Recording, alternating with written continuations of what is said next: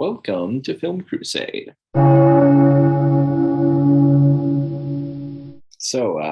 Amari, Yes.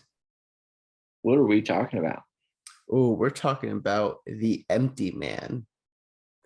And I gotta tell you, right from off the bat, was not expecting to watch a noir, a horror film noir. Like, guess it should be the name of it. Horror noir. That just seems like that just Neo sounds like I'm saying noir horror. horror. Neo. Neo horror noir. See, it still sounds like I'm saying horror. I'm not saying horror. I Yeah. was, oh my Yep. god. Okay. um Okay. Um. well, because if you say it fast enough, no, but no, but I think honestly, like if we're gonna get right into it, yeah, I was not Noirer. Noirer. noir. Oh, I meant the horror aspect, but Well, that's why there's an extra er, uh no, but if we're gonna get right into it, dude, like The Empty Man is such a like I just wasn't expecting to watch a noir because I think I heard that this movie was gaining like a cult following, like a small following of people because I think it wasn't received the best when it came out. Like, Well, it like came that. out in theaters about a month and a half after Tenet did, when the only movies in theaters were Tenet and that. And so like five critics went to see it or something, and about half of them liked it and half of them didn't, and then it faded into obscurity because it had a terrible trailer and not a lot of people went to see it in theaters. I In remember fact, seeing that trailer. I was like, this is not a good trailer. This is yeah, it's a very bad trailer. It does not represent the movie well at all, but it is, how should it doesn't have a physical release really. Like the only way you can really own this movie right now outside of like, I think maybe you can rent it or buy it digitally, but to own it physically, which is important for a lot of people, including myself these days, you could like buy a copy from a Redbox that still has it, like a DVD copy. wow. Really? But there's no Blu-ray for it. There's no 4K for it. There's not a lot of stuff on this movie because the studio just kind of released it and decided to like bury it as much as possible because Damn. not your conventional horror or noir type movie in this day and age. Yeah, no. It's very much like it's well, from the opening, like the first I'm gonna call it sequence. The first sequence goes on for a good 20 minutes. It's basically your first act, Yeah, which you would think that because when it was starting, you kind of think, oh, this part of the story is gonna be, your hook. So like the first 10 minutes or so. I started realizing like after those 10 minutes and it was like the sequence is still continuing. I was like, oh shit. I was like, maybe this is not supposed to be like 10 minutes. It's supposed to maybe this is supposed to be like a good like a first act or whatever. And then I had to pause it and I was like, oh my god, we're 22 minutes into this movie. I was like, oh my god, this is the like so I got to like the title card because it pulls a good time where like the title card comes in. No, kind of title card comes yeah, in like way later than you think it would. Um, and then after that, it just the main chunk of like the main meat of the movie. It's like, I mean, it's yeah, it's a no, it's a detective movie basically, uh, and it's really cool because I was like, okay, it's a nice fresh take on the yeah, horror genre, which I did appreciate. And like you don't really see that really. I mean, you get your horror films that like the people are trying to solve like, or they're trying to like figure out, oh, here's like the history of this one thing. But no, this is like a straight up like, okay, someone goes missing because of some shit when that went down. We gotta go and figure it. This guy has to go and figure this out. Like he's got to put the pieces together. yeah. He's And got to then like, things really start ramping up very quickly yeah, to where you're not quite on the same page as the film in a good way because you're like, oh, this is a welcome surprise. That because you watch the trailer and the way the trailer is put together, makes you think it's gonna be like some the Bye Bye Man kind of crap, where it's like, oh yeah, because it centers on this very small section of the movie where they're talking about, oh, have you ever heard about this story? And it makes it seem like it's a slasher where there's this mystical, almost Freddy Krueger type villain. And that is not what the movie is at all. And it's kind of frustrating because most people will hear about how good this movie is and then they'll watch the trailer to gauge their interest and then they'll be like, that looks like a piece of crap. um Yeah, and honestly, like it's just yeah, like it's just but I'm sure Disney just didn't know how to market this movie because it's not one to easily market because it has a whole. yeah. I mean, you're figuring out certain things. I mean, it's it's your detective story. So like, how do you market a story like a movie that's gonna be a detective story, but also is gonna be a horror movie at the same time? Because I mean, because what they're dealing with is not it's an entity. I'm gonna say like an element, if Yeah, you will. And it's an idea. yeah. Now you just sound like Jim Gordon. An idea. uh Oh no, not Jim Gordon. Was it Rachel Gould? um, but yeah, or Samuel L. Jackson. There was an idea. yeah. um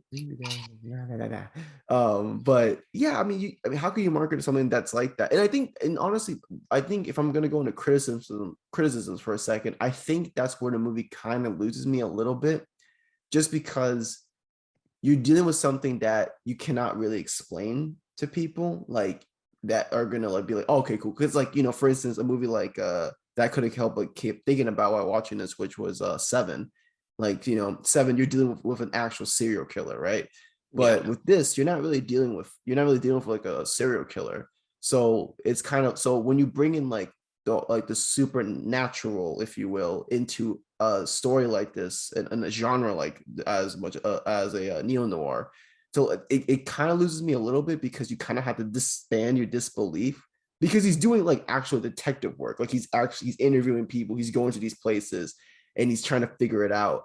But to add that element in there, it kind of detaches me a little bit, but I think a little bit, but the movie still does a good job of just like kind of reining you in and being like, okay, we're like, it's this, but we're gonna somewhat try to ground it just a little bit so you guys can kind of be on the same page. yeah, um it is a little brainy though, and the way it's like kind of almost a Russian nesting doll structure of like there's this core element which is the prologue or first sequence, and then there's this outside of that, but then that has its own exterior thing as well. And it's a little too smart even for me because it's a little, you know, almost kind of about the idea of horror stories and creatures and killers and the things that go missing in the world and how you can't always.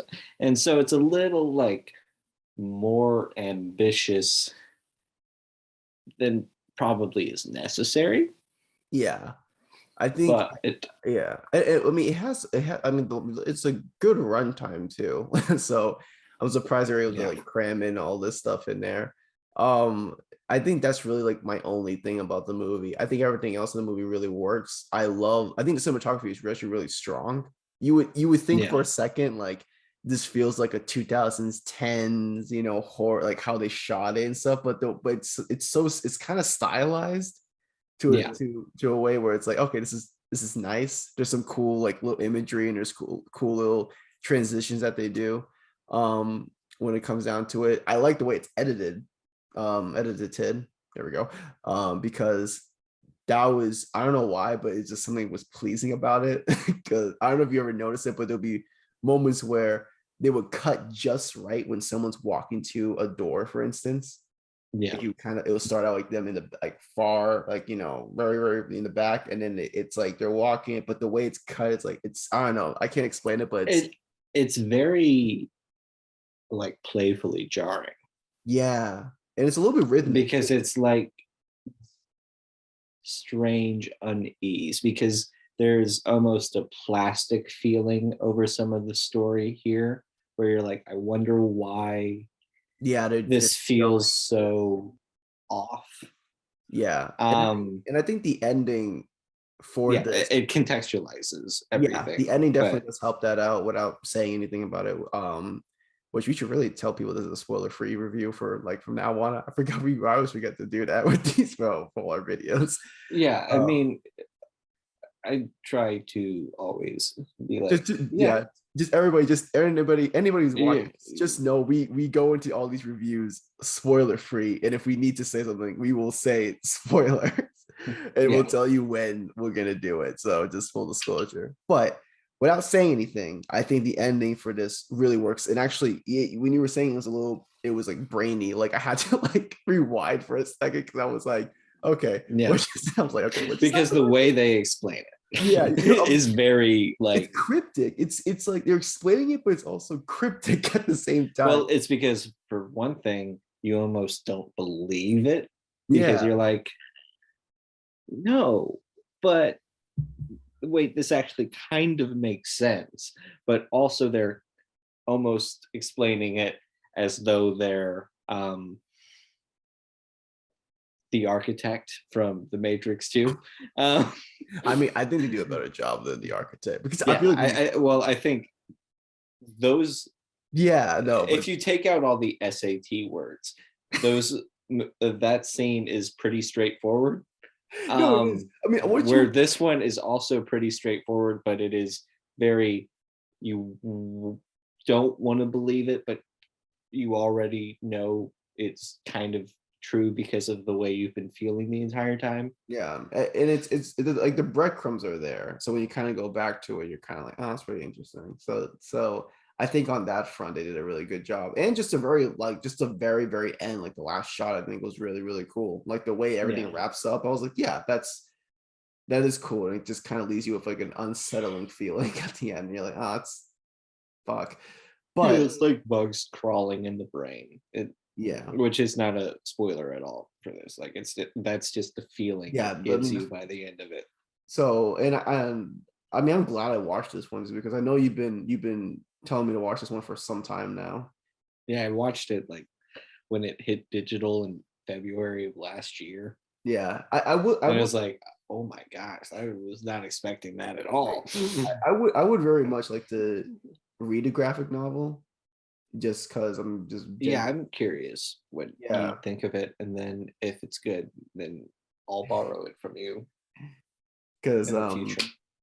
knowing that this was a graphic novel was also great. And it's just like, oh yeah, I forgot like because like the first logo, one of the first logos is Boom Studios or uh Boom something. I think it is Studios, the publishing company. So I was like, oh, they have their own little little intro for their for movies and stuff like that. So and I would honestly like we talked about this after, but I would very much like to see more kind of stuff like this. I mean, I'm not gonna say it was like my favorite thing of all time. I did enjoy it a lot, but Yeah. I do appreciate the fresh take that it did do and the risks that it was doing throughout it. Because I was like, yeah, like you wouldn't like I can see why a lot of people weren't rushing to theaters. Well, one, because we were doing it for pandemic, but number two, something like this, that does And hit. it wasn't being sold. Like if it was sold as that, it would even have been a bit more successful because there would have been all the like, Yeah, David Fincher and David Lynch fans and the Ring 2002 fans, which this feels very similar to as well, like very J horror inspired stuff, which the Ring 2002 is awesome. Um, just want to put that out there in the world because I watched the American version of the Ring after I watched this. And I was like, oh, even this is a little bit better than Empty Man, but you, um, I what was it? I would say also that this movie's pretty funny at times. Like it does some good things. yeah, it has some good laughs in it. Yeah, there's one moment in particular that I was it's in the middle of the movie, but like it's really funny because it's just a genuine reaction what would happen in a scenario like that, and the way it drums up tension is nice, but it's like it tightens the tension, like it's like it's getting to And that it point. allows the tension to still happen Yeah, while shit's going making down. light of it at the same time. Yeah, because Um, once you read, because it goes to a point where it's rising, and you're like, okay, it's like it's weird, and then it hits that point, and then rather than being like, all right, scary shit, it's like, no, just put like a laugh in there, and then we'll just go to her shit. But then even like you said, even afterwards, it was it's not like very it goes away no, because of the laugh. it just kind of just lasts for some time, um, but yeah, and I think The Empty Man, yeah, it's very much just I can see why it was a very like under like under the radar kind of movie, like a cult, like a cult following slowly, like kind of recommending it to people. But I was like, okay. I mean, because I didn't read anything about this. I kept confusing it like you were saying with the Bye Bye Man. Yeah, So understandably so. yeah, because Although I understand why it's titled that by the end of the movie, yeah, um, but yeah, you do figure it, yeah. And I I just do think it's not the best title in a world where we live with movies called The Bye Bye Man to call something The Empty Man and expect it to be this yeah, because it doesn't. mind bending noir. Yeah, it just is. I love how the fact that it was more like kind of smart than it was scary. Which I mean, again, like I'm not going into all these horror movies like, you know, I need to be scared. Like there's gonna be some that do, but like it's Yeah, kind of like it's nice to see a really good story. Like like The Exorcist. It's not really scary to me. But I yeah. love the way it's done. Like I love the story, and I love the fact that it does choose to do things differently than how what you would think a horror film would do. Because you're gonna get your paranormal activities, or actually, I wouldn't even say paranormal activity because I feel like the first one. I haven't seen the first one, but I know but I've seen all the other ones. So if we're gonna talk about paranormal activity, like I've seen the bad first one, ones, but it's the only one I've seen, and I'm yeah. No, not a I fan. see. I think I saw like I don't know why, but I saw two the marked ones in like four. I don't know why. I watched like the worst ones before I watch one and two, which I'm still need to watch I one and two. Honestly, this is kind of I I was do gonna watch, not. but you know what I mean. Like those horror films are kind of there just to scare you, and that's it. Which is, I mean, those are fine. Like I'm They not gonna don't like diss. even do that well, I think. I Like think Paranormal Activity, when I watched it, like there's the one big scare everyone talks about right at the very end with what happens. No, like I feel like I heard about those movies for years to finally watch the first one and be like, that was a piece of shit. But I'm probably gonna feel differently, but I'll probably gonna just walk out there going like, dude, you're tripping. Fair enough to be one baller movie. yeah, but you will have also have mainly seen the sequels and then go to the first one where I just watched it after years of people telling me, oh yeah, it's pretty good. And me being Well, like, I no.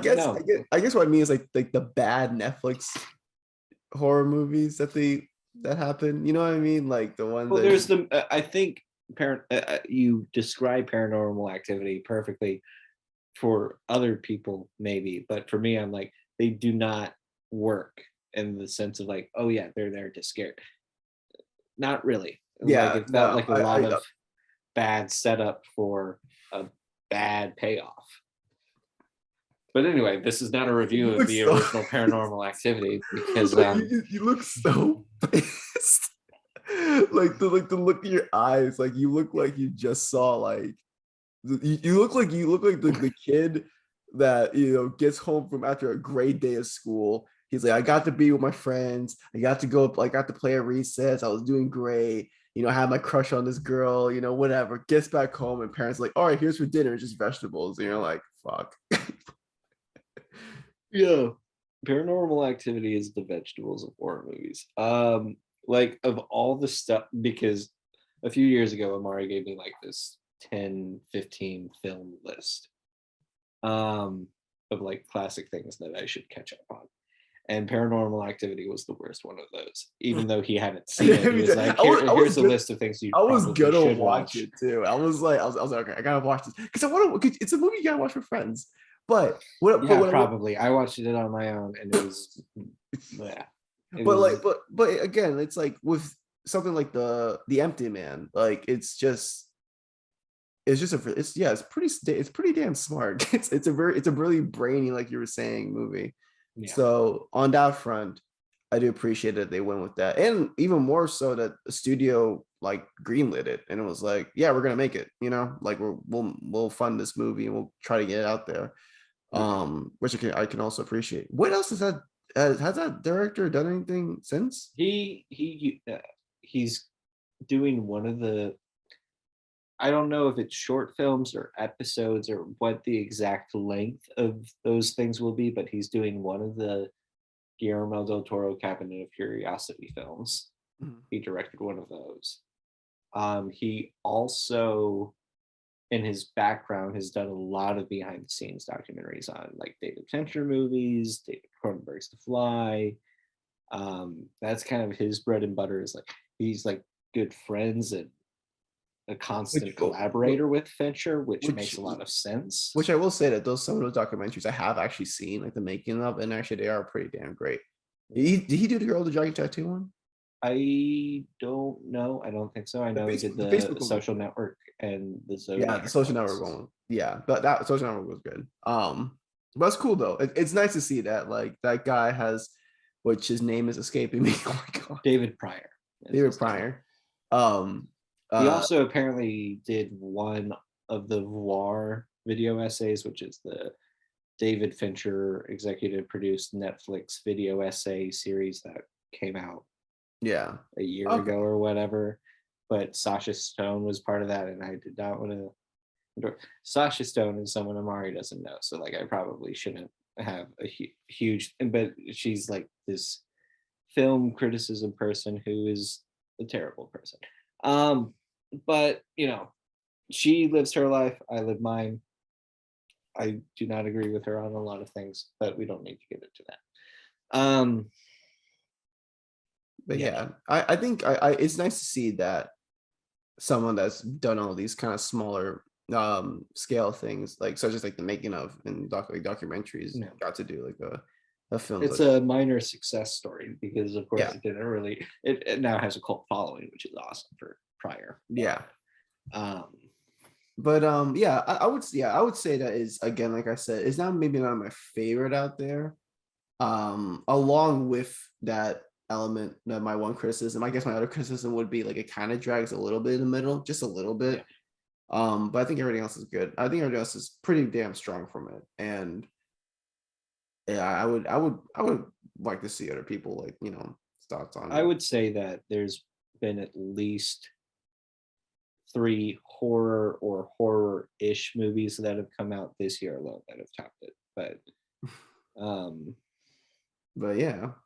Oh, and I guess we should have said this in the beginning, but Ethan and I are going through for the month of October. Like we'll try to crack out as many. We might surprise people. I'm not making any promises. I do like 2 videos a week, but the majority of this month. Yeah, we're gonna try to do a bunch. Yeah, just because Halloween and horror and all that kind of stuff. Yeah, so this will be like our Halloween month and stuff. So, if you hear our voices a lot more this month, it's probably going to be that. And if you see us wearing the same outfits a lot, it's because we recorded a bunch of shit in one day. Unless you're listening, it looks like you're listening, just listening to us, you're not seeing us, then there you go. Then well, cat's out of the bag now, so whatever. In fact, Empty Man is going to pair well with the next review we're going to record in just a minute of Barbarian. Hell yeah! So which I think Barbarian does. Yeah, it does some creepy. The Empty Man stuff even better because you have that like same Russian nesting doll of like 3 things going on. And Barbarian's fantastic. Hell yeah. But yeah, but for the Empty Man, definitely recommend it. everybody Yeah. should go watch. I don't know how you'll watch it. I think it's Yeah, because you can HBO rent it Max, somewhere. yeah, HBO Max just took it down. I actually just watched it right before they took it down. Yeah, I was like, oh, this title has been removed, right? As the ending credits start. Is But what it felt like when I was hearing that, oh yeah, I finished it.